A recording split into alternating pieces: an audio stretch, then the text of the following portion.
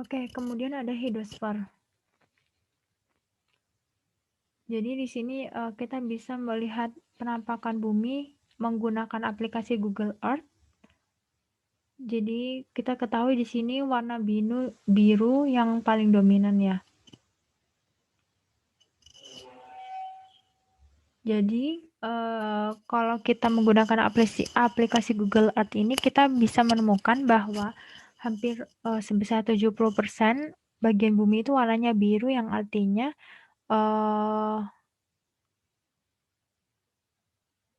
bumi ini disebut sebagai planet biru gitu. Jadi sebenarnya warna biru itu apa gitu. Jadi warna biru itu merupakan air atau yang sering kita sebut sebagai hidrosfer. Di mana hydro ini artinya air, sphaera artinya selimut. Jadi hidrosfer ini merupakan lapisan air yang menyelimuti selimut.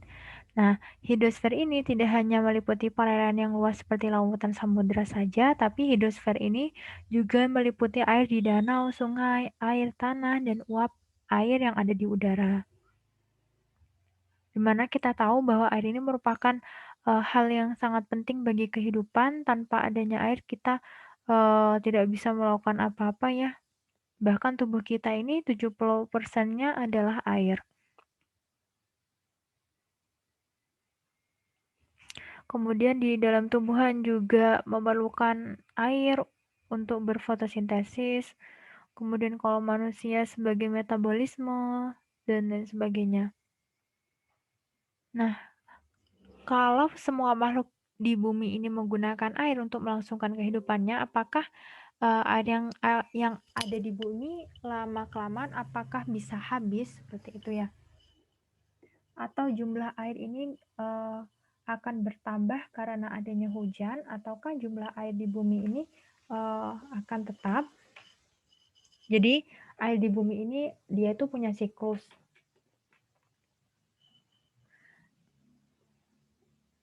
Namanya siklus hidrologi atau siklus air. Nah, siklus air ini merupakan proses daur ulang air secara terus-menerus. Jadi bisa kita lihat.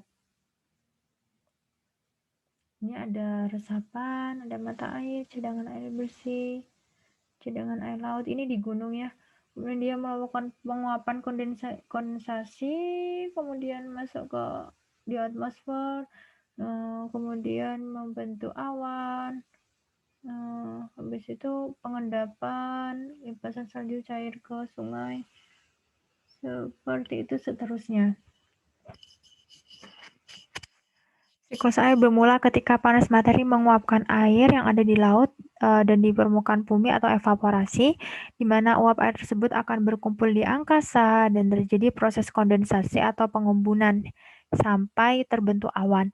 Nah, awan ini kemudian akan berjalan sesuai dengan arah embusan angin maksudnya, di mana terjadi penguapan setiap hari yang menyebabkan semakin lama awannya semakin banyak.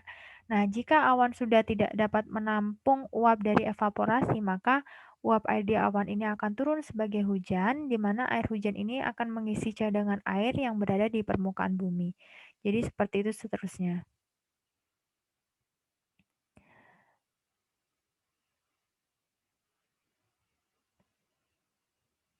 Nah, kita tahu bahwa ada siklus air yang menjaga ketersediaan air, akan tetapi curah hujan yang terjadi setiap tahun ini kan tidak sama ya. Ada kalanya curah hujannya itu rendah atau sedikit, ada kalanya curah hujannya tinggi. Nah, kalau curah hujannya tinggi, maka simpanan air di permukaan bumi seperti ada waduk, danau, sungai, dia akan meluap hingga berpotensi banjir.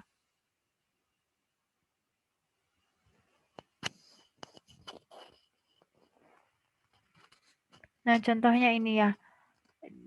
Contohnya yang ada di Jakarta yang airnya ini meluap yang menyebabkan banjir.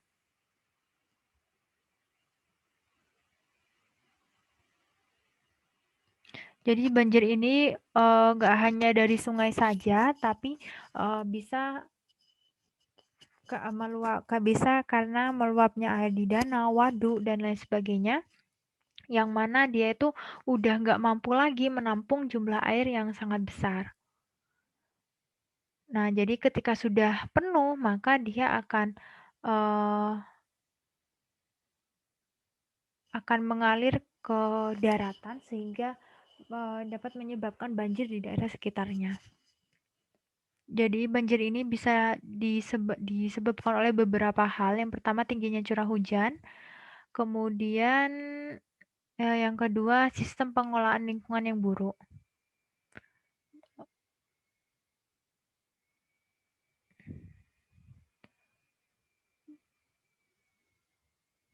Contohnya, sungai yang ada di tengah-tengah bangunan ini ya. Kalau semisal, sungai ini berada di tengah-tengah pemukiman yang sudah penuh sekali, ketika meluap, air akan mengalir kemana gitu, pasti ke, rumah-rumah penduduk sekitar. Karena, eee, pemukimannya itu penuh. Kemudian tidak ada tempat resapan air seperti biopori. Jadi kalau udah penuh ya udah banjir sudah itu. Kemudian semakin banyak pertambahan penduduk maka sampahnya juga semakin meningkat. Kemudian banyaknya bangunan baru yang menyebabkan, harusnya kan air itu kan terserap karena ada tanah. Nah, karena lahan tanahnya ini dibuat bangunan, jadi, tempat resapan airnya ini semakin lama semakin berkurang. Selain itu berkurangnya pepohonan itu, juga bisa menyebabkan, penyerapan air itu rendah yang dapat mengakibatkan banjir. Ketiga, akibat perilaku manusia, contohnya sampah. Jadi, kalau di Jakarta itu ada Sungai Ciliwung ya, yang mana, sungainya itu dipenuhi oleh sampah. Nah, kalau sungainya itu dipenuhi oleh sampah, bagaimana cara air air sungai itu dapat mengalir dengan lancar, seperti itu. Jadi bahkan kalau kita ketahui di daerah-daerah jembatan yang melintasi sungai itu ada, diberi kawat. Nah, itu tujuannya supaya orang-orang baik kendaraan itu nggak asal lempar sampah di jembatan itu, makanya diberi kawat.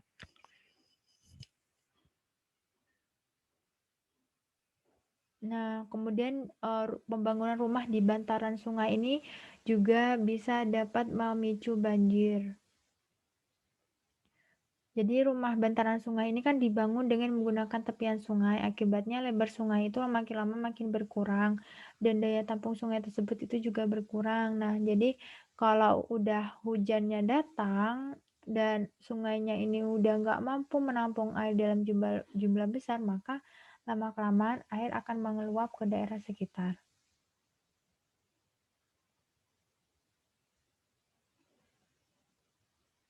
Jadi, apa sih efek dari banjir ini? Jadi banjir ini bisa mengontaminasi sumber air bersih.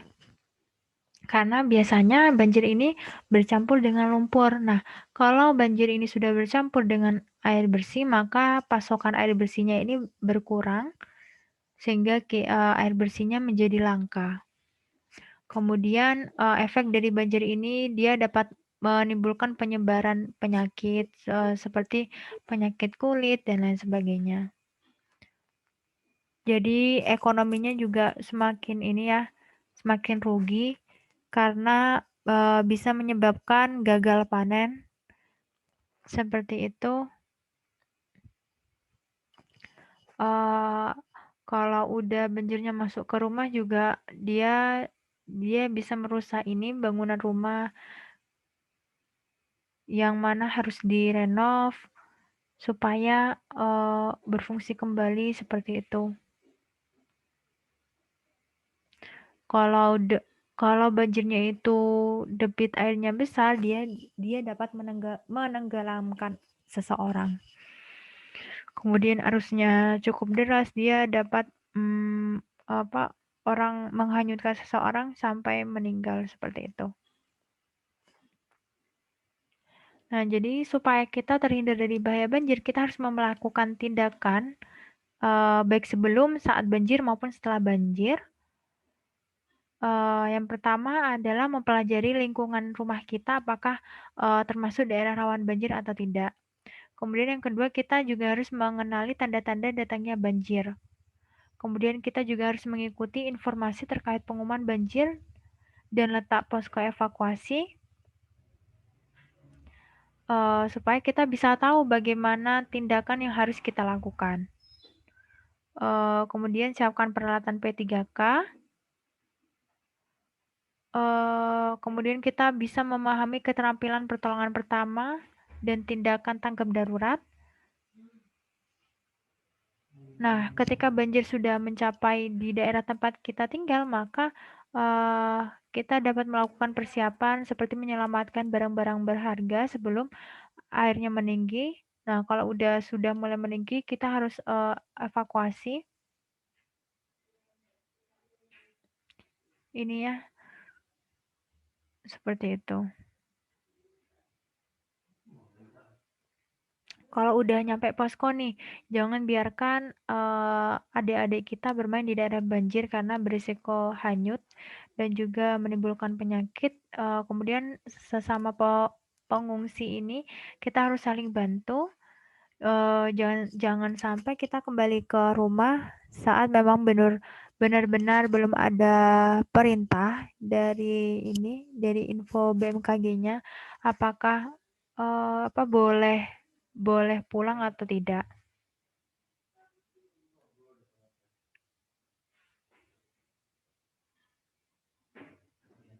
Setelah itu ketika sudah masuk rumah, lihat lingkungan sekitar rumah kalian. Adakah benda berbahaya atau tidak? Kemudian periksa keadaan rumah seperti tembok, atap rumah. Eee, Tujuannya untuk melihat kondisi rumah apakah berpotensi runtuh atau tidak, seperti itu. Pastikan juga rumah ini cukup aman untuk dimasuki. Habis itu memeriksa kabel atau alat elektronik yang terendam. Jangan langsung menyalakan listrik karena takut berakibat fatal ya, bisa kena listrik gitu, bisa tersetrum. Kemudian bersihkan rumah, juga harus hati-hati takutnya ada hewan berbahaya. Nah, ini ya ada di sini tips dan triknya seperti itu. Nah, jadi tadi itu merupakan tata cara eh, kita supaya kita bisa tahu bagaimana sih caranya kalau bencana alam itu terjadi gitu. Kita harus mengetahui beberapa langkah yang bisa kita lakukan sebelum terjadi sesuatu yang tidak seperti itu. Mungkin itu saja. Terima kasih. Ada tugas, silahkan tugasnya dikerjakan di Google Classroom dan dikumpulkan. Terima kasih. Wassalamualaikum warahmatullahi wabarakatuh.